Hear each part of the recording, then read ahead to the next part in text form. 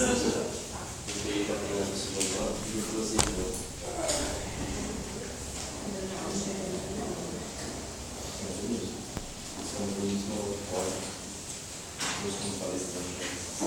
dia. Bom, a gente pode iniciar então, pessoal? Bom, eu fico primeiro agradecer, né, a presença de todos vocês, o pessoal que veio, o Germerson, né, com os alunos, e enfim, todo mundo está aqui, o Célia, o senhor Simone, né, essa gatinha linda que você vai trazer, todo mundo está aqui, eu acho que isso é bacana. Hoje o clima amanheceu com um clima bacana também. Bom, pessoal, a proposta, né, é fazer, eu chamei de mini curso, mas é uma breve exposição, se for possível a gente trocar algumas palavras, fazendo debate, né, a respeito dos 200 anos do Marx, né. Esse tipo de evento está acontecendo em várias partes do Brasil e do mundo, né, esses 200 anos do Marx. Agora, eu acho que é importante, além de iniciar como eu vou trabalhar aqui hoje, uma proposta de trabalho, pensarmos um pouco, né, o que significa comemorar ou ainda celebrar de alguma forma, como aqui agora, a forma de estudos, esses 200 anos de Marx. Marx ele é um autor bastante estudado e também bastante estudado e pouco compreendido, né, por muitos que citam Marx, né. O Marx ele sofre de um mal, entre aspas, né, que qualquer clássico sofre, né. Vou dar um exemplo. Você já ouviu falar de William Shakespeare, correto? Né? Eu estou falando no sentido propedêutico, didático, tentando me fazer entendido. Mas nós já lemos todas as obras do Shakespeare, ou que seja, uma obra inteira, né? Eu acredito que muitos aqui sim, né? Mas a gente talvez, no senso geral, para além de nós que somos especialistas, trabalhamos, estudamos com isso, no senso geral a gente ouve falar bastante de Shakespeare, mas na hora de, o que você leu do Shakespeare? Não por maldade, essa pergunta não é por maldade necessariamente, a gente não leu nada, mas já ouviu falar bastante. Às vezes a gente nunca leu Romeu e Julieta, mas já ouviu falar do Romeu e Julieta, do Shakespeare, né? Otelo e vários outros, né? E aí acaba tendo uma visão bastante vulgarizada. Vulgarizada é diferente do que o autor propunha, né? Se a gente pensa, por exemplo, os filósofos gregos, né, na pedagogia, nas ciências sociais, no direito, né, se estuda o pensamento grego, né, é extremamente fundamental. E falamos bastante de Sócrates, né, mas o que nós sabemos de Sócrates? Aí a pessoa vira para você e fala, eu nunca li nenhum texto do Sócrates. Eu falei, não vai ler mesmo, porque não tem, né, mas tem que ler Platão para poder conhecer Sócrates, né, e o que lemos de Platão falando de Sócrates? Às vezes só ouvimos falar. E depois, no dia a dia, nós falamos assim, não, de acordo com Sócrates, ou que seja de acordo com Platão, com Aristóteles, qualquer um que a gente queira, mas a gente fala do senso comum, do senso geral, né? Então, assim, a vulgarização me parece um elemento forte no pensamento de todos os clássicos, né? David Ricardo, né?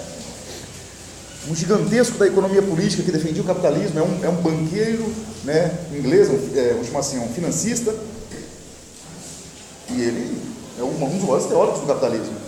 E aí eu pergunto para as pessoas que conhecem e defendem, portanto, o capitalismo, né, sobre David Ricardo. E as pessoas sabem, muitas vezes, né, de uma forma bastante vulgarizada, nunca leram, etc. E tal. Ninguém tem a obrigação de ser especialista em nenhum autor clássico, né? Mas nós aqui na universidade, nós temos a obrigação de conhecer esses autores, né? Porque a gente não pode simplesmente fazer 4 anos de pedagogia, 4 anos de ciências sociais, 4 anos de história, 4 anos de política, 4 anos de direito, para simplesmente falar assim, eu ouvi dizer aí, né? Uma revista aí está falando, não, a gente tem que ser mais sério, né, com a questão das referências, etc. e tal. Sejam clássicos considerados ou não, né? Pois bem, sem lugar muito, né? Então, assim, Marx é um clássico também, né? E assim como você tem esses outros clássicos, a gente não tem o compromisso de gostar dos clássicos. Os clássicos nos diz muitas coisas. A gente concorda com isso ou não, temos os clássicos das nossas preferências, etc. e tal, né? Mas eles existem, independente do nosso desejo, da nossa subjetividade, de gostarmos ou não gostarmos de um autor, esses clássicos existem. Marx é um deles.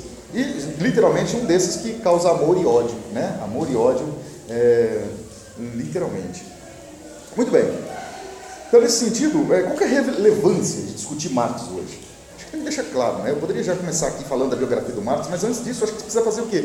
Problematizações, né? O Germerson está aí, ele sabe muito bem, né? Os professores em geral estão aqui, a gente trabalha com problematizações, a gente tem que questionar, né? Porque, afinal de contas, se não tiver nenhum sentido falarmos dessa trajetória do Marx, né? Se não tiver nenhuma relevância, nós estamos aqui matando aula do professor Gerson, que não é nada elegante, né? Não é nada inteligente, nada honesto intelectualmente. Mas é claro, então, que é evidente, vocês imaginam que tem uma tese central aqui, há uma relevância muito grande. Se fosse só ódio por Marx, já é extremamente relevante estudá-lo. Mas não é só questão de amor e ódio.